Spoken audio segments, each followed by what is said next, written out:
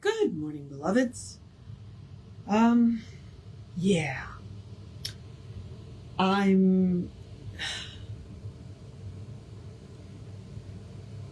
Anytime you do, I always say you need to know what kind of mood you're in when you read sacred literature. Okay, I'm reading Living the Science of Mind. This is not sacred literature, but it always changes the way you interpret whatever you read, even if it's not sacred literature, depending on your mood. Well, I'm 1, angry, and 2, brokenhearted. I was supposed to pick up a pair of kittens that my husband and I were going to adopt last night. The person we were adopting them from backed out at the last minute. Even after we had started the vaccine process and everything. Like, we put a significant amount of money into this adoption for her to back out at the last minute. And because we did not go through a rescue group, our first mistake, we have no recourse. So hence I'm angry, and I'm also sad because I have been looking forward to adopting these kittens for a full 2 weeks, because that's when we got that a special vaccine. So, I was excited. And she waits until the day before we are going to pick them up to tell us that she can't let one of them go. And I can't just take one of them. It's not fair to the kitten. And I can't, because of the special vaccine, I can't take another kitten that has had no vaccines at all. Because my other 2 are 15. And I can't bring an unvaccinated kitten into the house. So, yeah, I'm in a mood. However, I am doing this because this is my spiritual practice. And because I know that it will make me feel better. And that is the point of regular, daily spiritual practice. Because it doesn't matter what kind of mood you start your practice in, it will help. I got up and went for a bike ride and was able to calm myself down enough to do a treatment. So this is where we're at. So, okay, so let's do the housekeeping now that I've gotten through that. And all the housekeeping is me reminding you that we are Creative Life Spiritual Center. The website is creativelife.org. The constant contact email is info@creativelife.org. If you email that, you get 1 email a week unless something unusual happens. Will remind you, we do live in hurricane country, but it's unusual. Okay, it's a real person doing it. He doesn't have time for more than that. But also, the hot links are hot. So if it says click here now, it'll take you right to the information. And it is a blind CC, which means nobody will get your email. Nobody's going to see it. So you won't end up on anybody else's email list because of us. So please feel free to subscribe to that email. The last thing I'm going to talk about is the social media. The social media is, we don't monetize the social media. We don't give them money. We don't ask you to give them money or to give us money through them. We don't want to deal with the ads any more than you do. So what we ask you to do is to engage with the pages. Go like, subscribe, or follow based on which platform, and then engage with the posts. React, comment, and share the posts. It bumps us in the algorithms, more people see our stuff. That's the goal. All right. So I think that's everything. The only thing I need to do is tell you what the social medias are, because we are Creative Life Spiritual Center. Creative Life Spiritual Center or Creative Life Spark. I am the Running River Ryan on the social medias that I am on. And see, you can already tell that my mood is uplifted because I enjoy doing this. That's the point of a daily spiritual practice or 3. So, we're still in the treatment part, and that's what today is about. It's mental technique for spiritual treatment. My pet theory on this is that people had questions. These essays were pulled from the at-home course that used to be at the back of the Science of Mind magazine, which, you mailed off for. And then they would mail you a lesson once a week for 48 weeks. That's where most of these essays came from. But really, I think that grew out of people would read the textbook, or they would come to the lectures, and they would have questions, and they would go say, Ernest, tell me more about this. So eventually, we get this. I have thoroughly enjoyed reading it. There are definitely essays that I know that I have not read before. I've read a lot of it because a lot of it is assigned in the variety of classes that you take before you even get into ministerial school. But to actually read each and every one, I'm really enjoying this experience. So I hope you are too. Okay, so today's, I'm going to get my little trusty Sharpie ready. Today's essay is Mental Technique for Spiritual Treatment. Unless there were a definite method of procedure in spiritual mind healing, it could not be considered scientific. Unless a definite technique could be delivered, there would be no intelligent approach to the subject. Unless one could learn this technique and consciously apply it, it would not be universally applicable. But the science of mind is just as definitely scientific and just as positively based on an actual principle as any other science. The fact that we are dealing with invisible forces makes them no more intangible than any other force of nature with which we deal. All life is invisible. All energy is invisible. All causation is invisible. A whole lot of stuff comes out of the invisible, as Jesse would say. The principle of mind is invisible, and its practice is invisible, but its results are the Word made flesh.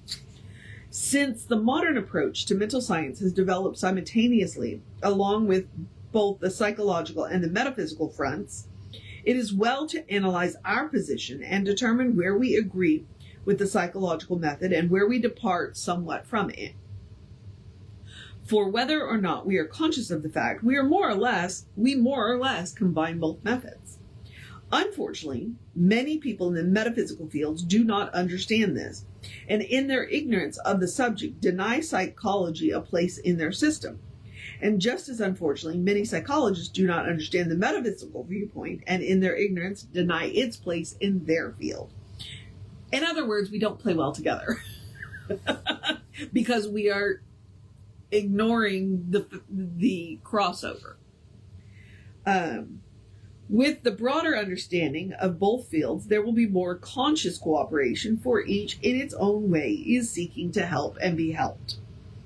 And to be helped. The approach of psychology to mental healing has already passed through several distinct stages. And I'm sure that he's about to give us a history lesson. It's gone beyond when this particular essay was written. But, here we are. Okay, so starting with mesmerism, it developed into hypnotism, next into mental suggestion, and finally into mental explanation, which is the method employed by most psychologists. That is, if we reduce their methods to the simplest interpretations. Neither psychiatry nor analytical psychology is hypnotic, nor do they practice mental suggestion. Their entire field is one of explanation. In analytical psychology, the explanation is drawn from the patient's consciousness in such a way that they self-see their trouble, and by this self-seeing, the difficulty is supposed to be dissipated. When you know why you're making a choice, you can stop making that same choice. That would be my simple explanation, okay, of how they work. In the earliest stages of analytical psychology, it was thought necessary that the analyst should draw out of the consciousness of their patient every trivial incident which might have led to their mental and physical undoing. This has made of analysis one of the most subtle of arts, as well as one of the most difficult practices. That was a sentence.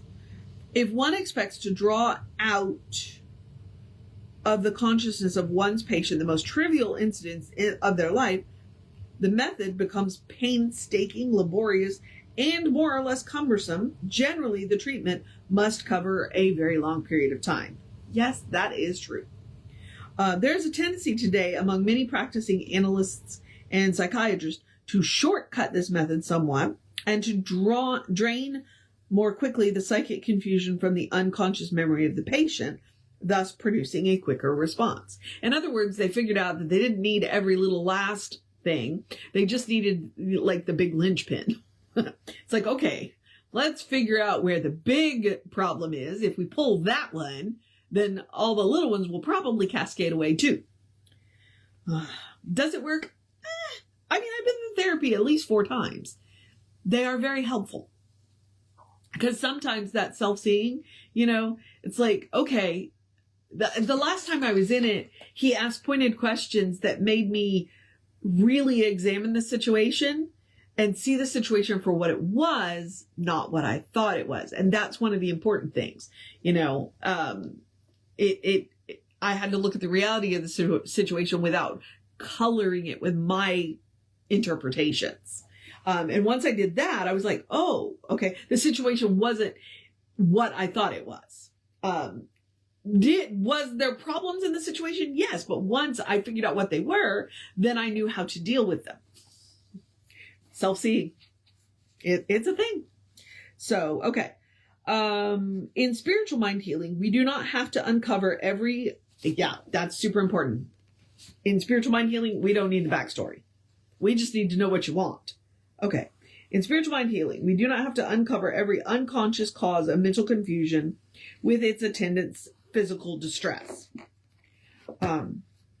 We know that broad generalized statements often affect a healing of a disease without either the practitioner or the patient having any specific knowledge of its cause. Now, but that goes back to the choices. If you're still making the same choices, you're going to get yourself right back into this, so that's why there's a place for both. Okay. We know that the clearer one's consciousness is, and the more definitely certain one is that spirit is the absolute cause of all, and that good alone governs, the more quickly will healing take place. We know that silent recognition and realization elevate the consciousness to a place of greater power and make possible a more immediate manifestation. Jesus did not analyze, he announced, which is a really good line there. In actual practice, we combine analysis with realization. Sometimes we use one and sometimes the other, but more often we combine the two. Simply because frequently people come to us and they don't know what they want, but they know what they don't. So then we ask the questions. Okay, well, tell me about what you don't want, and then let's figure out what the opposite of that is and see if that's what you want. Okay? It is probably safe to say, in most practice, the combination of these two methods has been more effective than the use of one to the exclusion of the other. No one appears to be in a continual state of conscious spiritual power, but we all have the capacity to give scientific mental treatments. We must resort to our definite technique for practice and through mental statements arrive at a spiritual conclusion. A consciousness of the allness of God and the ever-present availability of good. You know what? I like that line. The ever-present availability of good. We claim to have a science which can be delivered to all intelligent persons. And we claim that the average person can effectively use this science, provided they comply with its principle and law. It is therefore necessary to deliver a definite technique and a conscious method for procedure. This is why we start with the preposition of perfect God, perfect person, perfect being. This is the spiritual principle which the mind, through right ideas, seeks to demonstrate, and in so doing, it will probably combine argument with realization. Just what do we mean by argument in mental treatment? We mean the phases of thought through which the mind goes to arrive at a conclusion. The following example may help to clarify this point. Okay.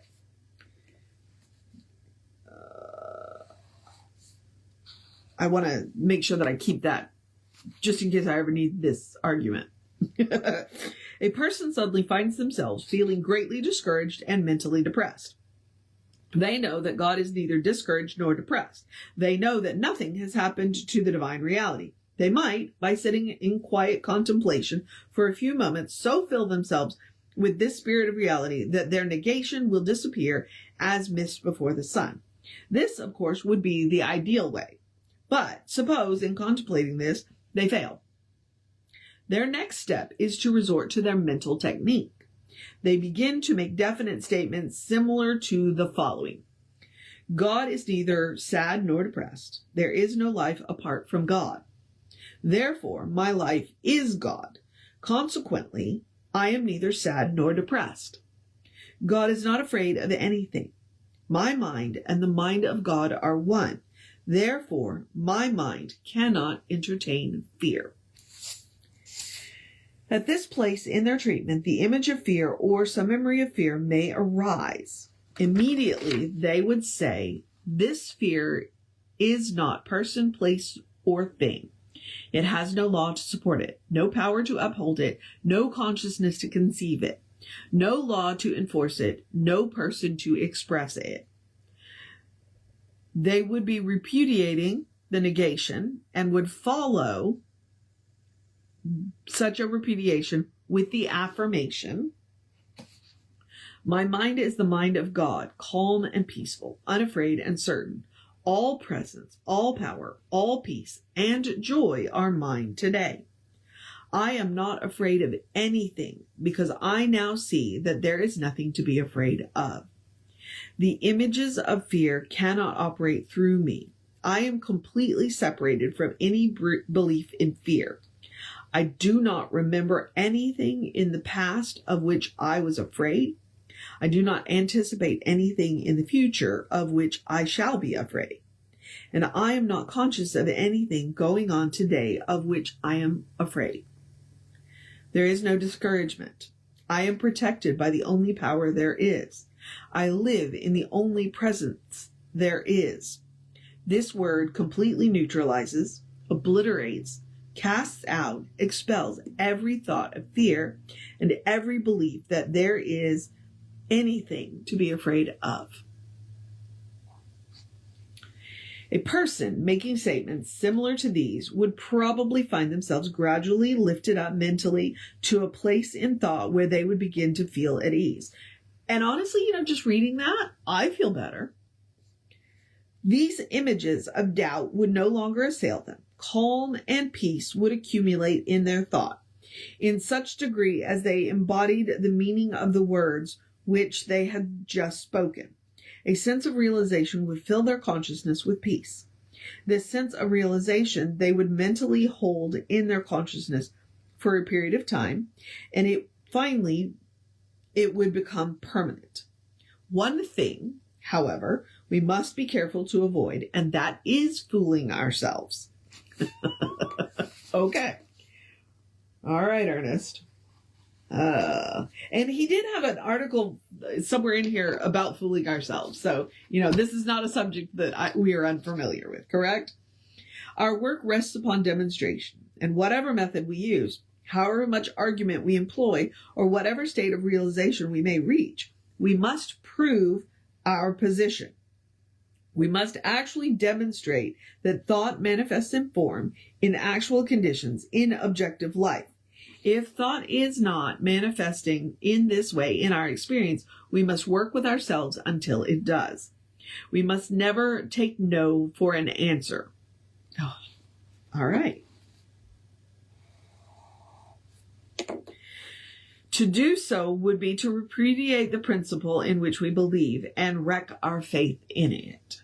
Therefore, we must persist in our effort until the purpose we have in mind is accomplished in actual fact and not merely in fancy. We must always remember that the proper use of the science of mind is not a practice through which we fall into mental reverie as an escape from objective life. Our work is not done properly unless something happens as a result of it. This something that happens, we can always weigh and measure objectively.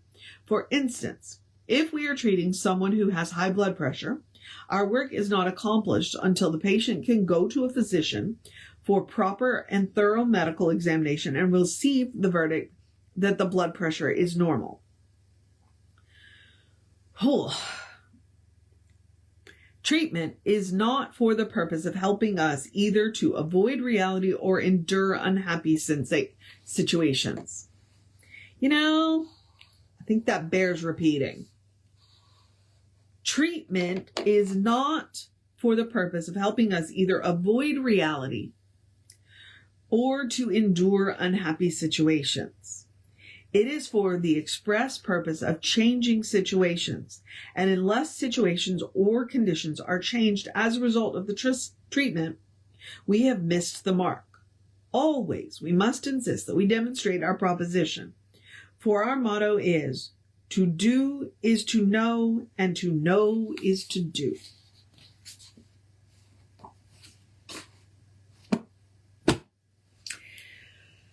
Well, that's kind of a hard line. To do is to know, and to know is to do. In other words, we have this tool in our toolbox, and we should absolutely use it for absolutely everything. The big stuff and the little stuff. There's no stuff that we cannot use spiritual mind treatment for. And we don't need to know the whole story. We just got to know what we want and go after that. And there is a place for the psychology, because sometimes we do need to know why we're making the choices that we're making so we can stop making them, so that we can make different choices. But sometimes we just need to know that, hey, we can make a different choice. We can choose again. And that right there is kind of the secret, according to Jesse. Sometimes we just need to know we're at choice. And these are the choices that we're making. All right, beloveds. Looks like I need to wrap up and get going. So I'm going to encourage you to have a great day, a wondrous day, a fantastic day, a magical day, an enchanted day, a wonderful day, an awesome day, an amazing day. Let's wrap this week up day. Let's finish up that big project we've been working on all week day. Let's give ourselves some grace day. Cuddle our fur babies day. Take care of ourselves day. Extend that grace to somebody else day. See God looking back at you today day. Know who you are day. Remember that you are a beloved expression of the divine day. A good day. And if that is too much pressure, because I understand some days it is, simply have a day. You are enough, just as you are. As I have said before and will continue to say ad nauseum, you are a beloved expression of the divine. You are spirit in motion, God in action. A beautiful light, a brilliant light, a divine spark, a beautiful masterpiece, and a work in progress at the same time, at your own pace. And as Reverend Jesse likes to call us, you are a godling. All right, beloveds. Get to know who the divine knows you to be, because the divine knows you to be good. And from there, anything is possible. All right, beloveds. Reverend David should be on around 5 p.m. with you. I will be back with you around 9-ish because I get to go to the park tomorrow. But we got a really short one tomorrow. So, it's all good. Take care of yourself. Know that you are loved. And I will see you next time.